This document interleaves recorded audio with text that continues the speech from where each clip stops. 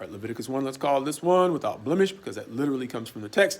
And generally, we try to use the text to set the theme for these discussions of what's going on in these chapters. And in a lot of ways, it also points back to something we talked about back in Exodus 38 when we talked about how the altar of burnt offerings was just made of bronze. And in comparison to some of the items in the most holy place, some of which were of pure gold, it probably wasn't as eye-catching. It might not have been as obvious that it was a place of distinction as well. Even more so in Leviticus 1, once we start to see the actual sacrifices, we know it's a place where things were killed, but some of these sacrifices actually had to have their blood splattered on the sides of the altar. So on first glance, it might not seem to be most holy, but it's going to be described as most holy in much the same way that the most holy place is described inside the tabernacle. So let's take a look.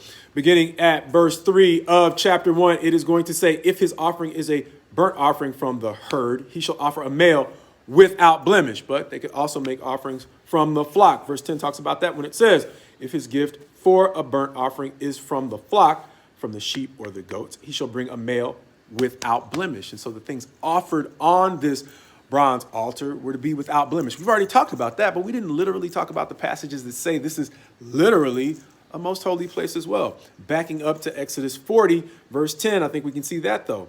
You shall also anoint the altar of burnt offering and all its utensils, and consecrate the altar, so that the altar may become most holy. Points back to chapter 29 as well, which is going to say 7 days you shall make atonement for the altar and consecrate it, and the altar shall be most holy. Whatever touches the altar shall become holy.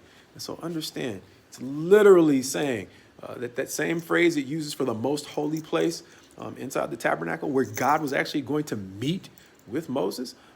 It's also using that same term, most holy, for the altar of burnt offerings, even though it's a place where they're killing animals and splattering the blood on the side of it, and it's just made of bronze. First point might be, once again, even if you aren't steeped in biblical study, you didn't grow up in the church. We all grew up, at least here in the States, most of us grew up with the saying, you can't judge a book by its cover.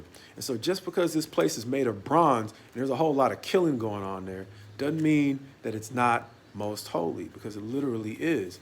And when we start to understand what God is doing at the tabernacle, and more importantly, what some of his apostles are going to describe what he's doing in eternity, it might make more sense when we understand that we've already described it back in Exodus 38 as a place of accountability, where every time they wanted to approach God, they knew that they had to hold themselves accountable for the things that they had done to create a separation between themselves and God.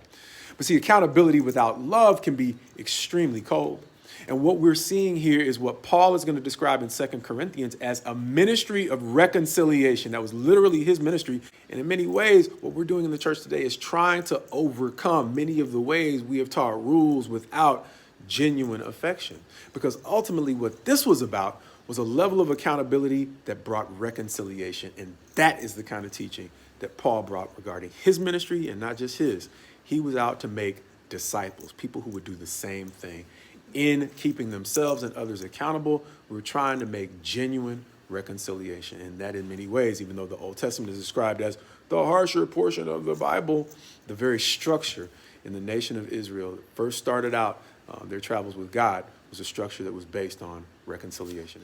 So God willing, as we look at these chapters in Leviticus, we will understand that the purpose behind all this pain is to create healing. If you've ever had to heal a serious relationship that's gone through some serious things, if you've done anything more than just throw your hands up and give up, you understand that it often takes great pain to heal relationships. Thus, Leviticus is about the pain and the suffering that's often necessary to bring reconciliation.